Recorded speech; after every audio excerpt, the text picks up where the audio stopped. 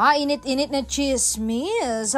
May bulong-bulungan online na si Joshua Garcia makakatrabaho ng Don Del. Siya ang magiging karibal ni Donnie sa pagbabalik tambalan ng Don Del next year. Dahil pagka nagkataong mangyayari nga ang proyekto ay magbabangayan ang fans ng Josh Bell at Don Del. Sino nga ba ang mas nakakakilig at mas malakas ang chemistry? Ang Josh Bell ba or ang Don Bell? Ano sa palagay nyo, netizens?